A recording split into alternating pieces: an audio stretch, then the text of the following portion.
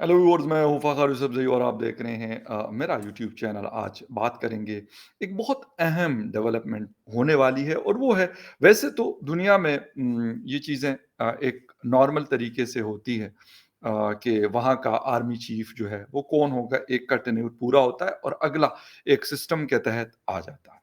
लेकिन पाकिस्तान में army chief बनने का जब ये मरहला आता है, तो प्राइम मिनिस्टर भी परेशान, पॉलिटिकल लोग भी परेशान, अवाम भी परेशान और जो इर्द-गिर्द जो दूसरे जनरल्स होते हैं, जो नेक्स्ट उस सीट के लिए एलिजिबल होते हैं, यानी टॉप 5 में या टॉप 4 में जो भी लोग होते हैं, तो वो भी परेशान। यकीनन उन्होंने भी सारी ज़िंदगी मेहनत की होती है, कोशिश की होती है कि यार ये मतलब एक बहुत ऑनर की बात होती है कि यार वो भी उस फ़ोर्स को लीड करें जहाँ एज़ अ कैप्टन उन्होंने वहाँ से अपना एक करियर स्टार्ट किया और वहाँ तक फिर पहुँचे कि अभी नेक्स्ट जो आखिरी स्टेप है उस फ़ोर्स को मतलब पूरे फ़ोर्स को लीड करने की।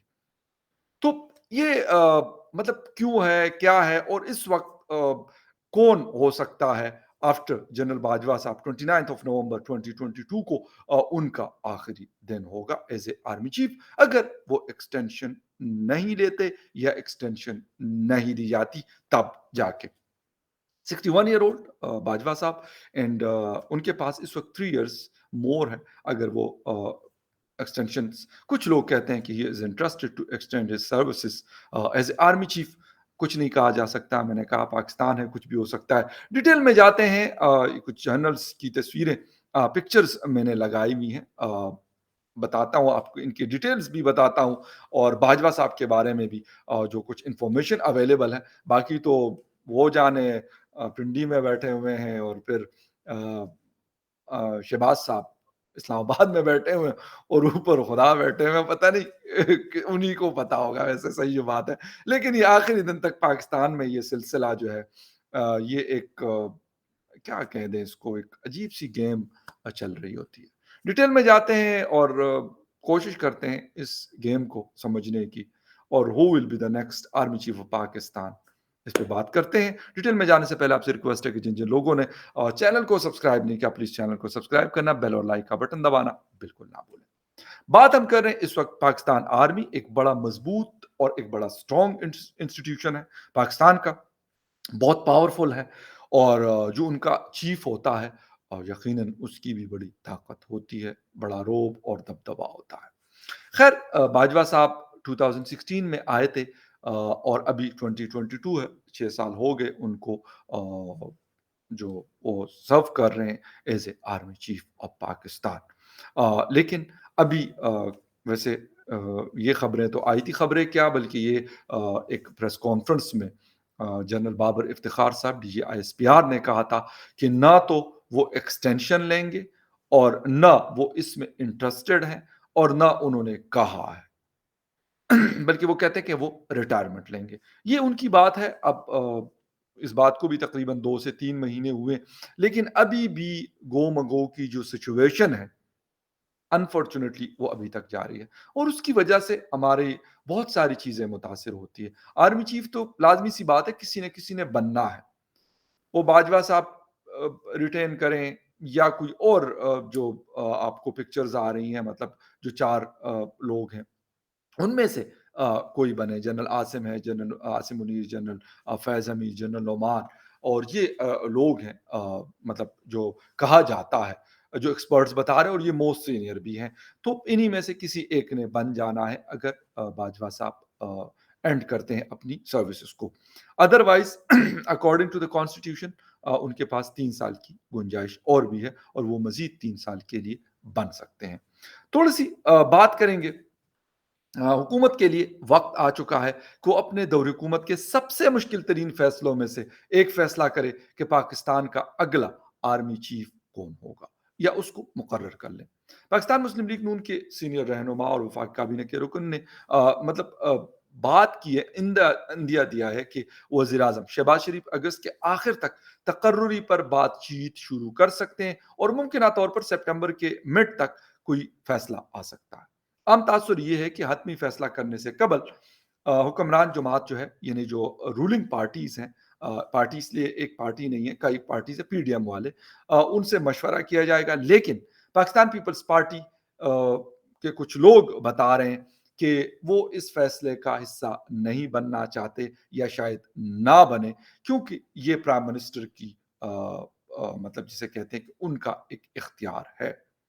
خیر یہ تو ابھی وقت بتائے گا کہ واقعی وہ یہ نہیں چاہتے یا پھر چاہتے ہیں۔ رولز آف بزنس کے schedule 5A prime minister of Pakistan army chief کی منظوری کے لیے پیش کیے جانے والے کیسز کی وضاحت کرتا ہے، جس کے مطابق فوج میں لیفٹیننٹ جنرل یا دفاعی یعنی ڈیفنس سروسز میں اس سے برابر جو مطلب ان کے پاس سیٹ ہوتی ہے پر تقرر وزیر اعظم صدر سے مشاورت کے بعد کرتا ہے۔ البتہ اس بات کی قانون کی کتاب میں زیادہ تفصیل سے وضاحت نہیں کی گئی کہ یہ عمل کس طریقے سے کام کرتا ہے، نہ کسی رینک کے افسر کی ترقی کے لیے اس مبہم شرط کے سوا کوئی خاص معیار مقرر کیا گیا ہے کہ فوج کی قیادت کے لیے منتخب جنرل ایک کور کی کمان کر چکا ہو۔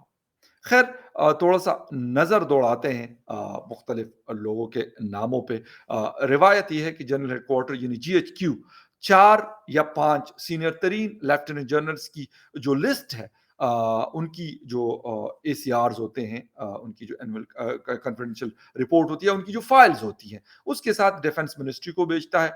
اس کے بعد وہ پرائم منسٹر پاکستان کے پاس جاتا ہے، وہ جس افسر کو اس مطلب جو سیٹ ہے اس کے لیے بہتر سمجھتے ہیں اس کو وہ نامینیٹ کر دیتے ہیں، اور اللہ اللہ خیر سل۔ قانونی طور پر وزارت دفاع وزیر اعظم کو نام پیش کرنے سے قبل ناموں کی جانچ کر سکتی ہے، لیکن ایسا عام طور پر ہوتا نہیں، اور وزارت محض ایک ڈاک خانے کے طور پر کام کرتی ہے۔ بالکل ایسا ہی ہوتا ہے ڈیفنس منسٹری، مطلب ویسے پاکستان میں ایک برائے نام قسم کی منسٹری ہے، اس لیے کوئی اس کو پسند بھی نہیں کرتا۔ اگر کسی کو یہ ڈیفنس منسٹری دی بھی جاتی ہے تو زیادہ ویلنگ نہیں ہوتی، کیونکہ ان کو پتا ہے کہ یار یہاں پہ کچھ ہوتا نہیں، بس بیٹھ کے مکیاں مارو یا تالیاں بجاؤ یا واہ واہ کرو۔ خیر اینی وے، اچھا ایک چیز یہاں پہ اس پروسیس میں ایک جو بڑی امپورٹنٹ میں آپ کو بتانا چاہتا ہوں، 1972 سے اب تک پاکستان کے 10 آرمی چیفز میں سے 5 کا موجودہ وزیر اعظم کے بڑے بھائی میاں نواز شریف نے الگ الگ مطلب ٹینیور میں بطور وزیر اعظم یعنی پرائم منسٹر تقرر کیا۔ نواز شریف کو بارہا ایسے افسران کے تقرر پر تنقید کا نشانہ بنایا گیا جنہیں وہ اپنا بندہ کے طور پر دیکھتے رہے ہیں، لیکن ستم ظریفی یہ ہے کہ ان میں سے کسی کا بھی تقرر ان کے لیے اچھا نہیں رہا۔ وہ اسپیشلی جو بڑا بیڈ ایکسپیرینس ہوا تھا وہ ہمیں یاد ہے، جنرل پرویز مشرف جو تھے ان کا انہوں نے کیا تھا، اور وہ سمجھتے تھے کہ شاید یہ بڑے ان کے کنٹرول میں رہیں گے، لیکن وہی تھے جنہوں نے پھر ان کو جیل میں ڈالا اور پاکستان سے باہر نکال کر سعودی عربیہ میں رہنے پر مجبور کیا۔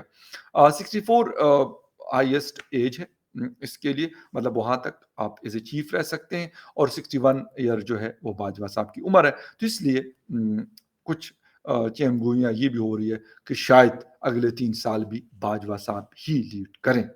خیر لیفٹیننٹ جنرل عاصم منیر صاحب جو ہیں اگلے آرمی چیف اور chairman joint chief of staff committee کے تقرر کا فیصلہ کیا جائے گا، تو لیفٹیننٹ جنرل عاصم منیر لاٹ میں سب سے سینئر ہوں گے۔ آپ کو ان کے بارے میں بتا دیا۔ اس کے بعد جو دوسرا نمبر آتا ہے لیفٹیننٹ جنرل ساحر شمشاد مرزا صاحب کا آتا ہے۔ لیفٹیننٹ جنرل ساحر شمشاد مرزا ایک ہی بیچ سے تعلق رکھنے والے 4 امیدواروں میں سے سب سے سینئر ہیں، ان کا تعلق سندھ ریجمنٹ سے ہے، تو جو کہ موجودہ chairman joint chief of staff committee general Nadeem Raza کا پیرنٹ یونٹ ہے۔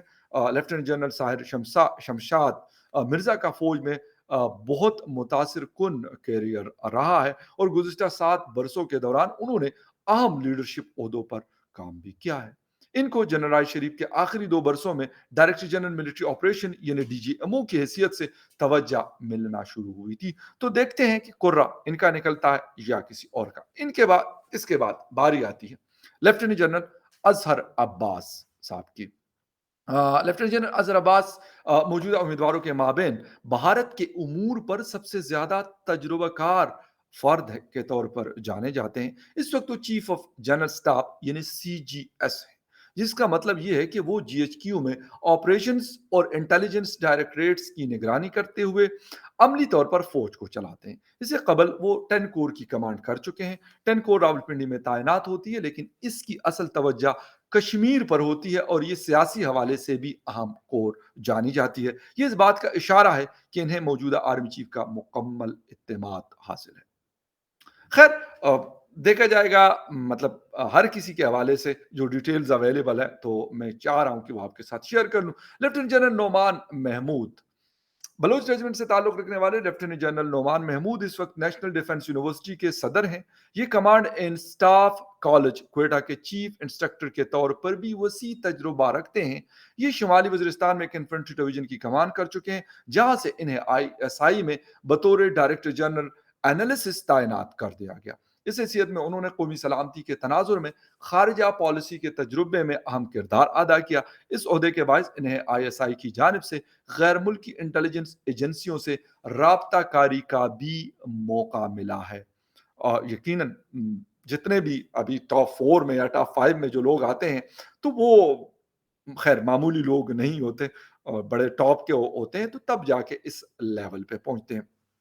اس کہانی میں جو سب سے امپورٹنٹ شخص ہیں وہ ہیں لیفٹیننٹ جنرل فیض حمید صاحب۔ ان کا ذکر میرے خیال میں جتنے بھی لیفٹیننٹ جنرلز کے حوالے سے بھی میں نے بات کی، ان سب میں سے اب میں کیا کہوں، کنٹروورشل آپ کہہ دیں یا انفلوئنشل آپ کہہ دیں، یا سب سے زیادہ جن کا ذکر ہوتا رہا ہے میڈیا میں، پاکستانی میڈیا میں، ہندوستانی میڈیا میں، افغان میڈیا میں، اور شاید دنیا بھر میں، وہ ہے لیفٹیننٹ جنرل فیض حمید صاحب۔ تو لیفٹیننٹ جنرل فیض حمید صاحب کا تعلق بلوچ ریجمنٹ سے۔ اس وقت آرمی چیف کے امیدواروں میں سے سب سے زیادہ تذکرہ، میں نے جیسے آپ کو بتایا کہ ان کا ذکر بہت کیا جا رہا ہے۔ کہا جاتا ہے کہ جنرل باجوہ اور لیفٹیننٹ جنرل فیض حمید ایک عرصے سے ایک دوسرے کو جانتے ہیں۔ بحیثیت بریگیڈیئر، لیفٹیننٹ جنرل فیض حمید نے 10 کور میں جنرل باجوہ کی چیف آف سٹاف کے فرائض انجام دیے تھے۔ اس وقت جنرل باجوہ 10 کور کی کمان کر رہے تھے۔ جنرل قمر جاوید باجوہ کے بطور آرمی چیف تقرری کے وقت لیفٹیننٹ جنرل فیض حمید میجر جنرل تھے، اور وہ پنو عاقل سندھ میں ایک انفنٹری ڈویژن کی کمان کر رہے تھے۔ آرمی چیف بننے کے بعد کچھ عرصے بعد ہی جنرل باجوہ انہیں ISI میں ڈائریکٹر جنرل کاؤنٹر انٹیلیجنس لگایا گیا، جہاں وہ داخلی سلامتی کے ساتھ ساتھ سیاسی معاملات کے بھی ذمہ دار تھے۔ لیفٹیننٹ جنرل بننے کے بعد انہیں اپریل 2019 میں GHQ میں ایڈجوٹنٹ جنرل تعینات کیا گیا۔ 2 ماہ بعد ہی انہیں حیرت انگیز طور پر DGISI تعینات کر دیا گیا۔ اس حیثیت میں انہیں کئی امور میں حکومت کی معاونت کی۔ ان میں توانائی کے شعبوں میں IPPs کے ساتھ معاہدوں کے مذاکرات کرنا، حکومتی اصلاحات، اکانومی کی بحالی شامل ہے۔ اس کے علاوہ وہ خارجہ پالیسی اور قومی سلامتی کے امور پر بھی کام کرتے رہے ہیں۔ بطور DGISI اپنے آخری دور میں وہ آرمی چیف اور عمران خان کے تنازع میں توجہ کا مرکز بنے۔ آرمی چیف انہیں کور کمانڈر پشاور تعینات کرنا چاہتے تھے، لیکن عمران خان چاہتے تھے کہ وہ DGISI ہی رہیں۔ بالآخر انہیں پشاور میں تعینات کر دیا گیا، جہاں انہوں نے 1 سال سے بھی کم عرصہ گزارا، جس کے بعد انہیں کور کمانڈر بہاولپور تعینات کر دیا گیا۔ یہ بھی ریسنٹلی ہوا ہے، تقریباً 1 ہفتہ پہلے۔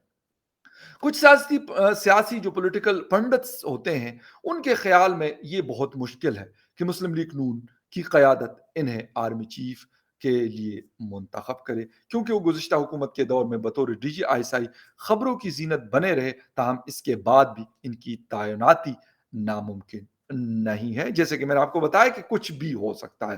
آخر میں لیفٹیننٹ جنرل محمد عامر کا تعلق آرٹلری ریجمنٹ سے ہے، اور اس وقت وہ گجرانوالہ کور کی کمانڈ کر رہے ہیں۔ اس سے قبل وہ GHQ میں ایڈجوٹنٹ جنرل تھے۔ بطور میجر جنرل انہوں نے 2017-18 میں 10 انفنٹری ڈویژن کی کمان کی ہے، جو کہ لاہور میں تعینات ہے۔ وہ chief of army staff secretariat میں DG اسٹاف ڈیوٹیز بھی رہ چکے ہیں، جس کے باعث وہ کمانڈ عہدوں اور GHQ کا خاطر خواہ تجربہ رکھتے ہیں۔ اس سے قبل وہ 2011 اور 13 تک سابق صدر آصف علی زرداری کے ملٹری سیکرٹری بھی رہے ہیں۔ اپنے کیریئر کے دوران وہ آج کے فیصلہ سازوں کے بہت زیادہ قریب ہے۔ اگر آصف علی زرداری صاحب کے ملٹری سیکرٹری رہے ہیں تو یقیناً پھر آپ کو پتہ ہونا چاہیے کہ ایک قربت ہوتی ہے ملٹری سیکرٹری کی، پریزیڈنٹ کے ساتھ ہو یا پرائم منسٹر کے ساتھ ہو یا کسی اور عہدے پہ رہنے والوں کے ساتھ ہو۔ تو اب دیکھا جائے گا کہ یہ قرعہ جو ہے کس کے نام کا نکلتا یا کسی کے نام کا بھی نہیں نکلتا، ایز اٹ از یہ سلسلہ چلے گا اور اگلے 3 سال جنرل باجوہ صاحب گزاریں گے. Let's see, hope for the best. جو بہتر ہو وہی ہونا چاہیے. اور میں ایک چیز کہتا ہوں اور وہ یہ ہے، میں کہتا ہوں کہ جو بھی موسٹ سینئر ہے تو اس کو آرمی چیف بنا دینا چاہیے. اس کی وجہ یہ کہ وہ بھی اس مطلب لیول تک پہنچنے کے لیے اس نے بھی بڑی محنت کی ہوتی ہے. اپنی زندگی کے بہت قیمتی سال اس نے بھی دیے ہوتے ہیں. تو شاید خیر یہ میری ایک رائے ہے، ضروری نہیں ہے کہ اس کے اوپر عمل ہو. عمل تو کہیں اور سے ہوتا ہے، وہ آپ کو بھی پتا ہے اور مجھے بھی پتا ہے. خیر اینی وے ایک چیز تھی، کیونکہ یہ چیز ہونی ہے. کب ہوگی، کیسے ہوگی اور کیوں ہوگی اور کون ہوگا اگلا army chief. Will see you again in the other news update. تب تک کے لیے ٹیک کیئر اینڈ بائے.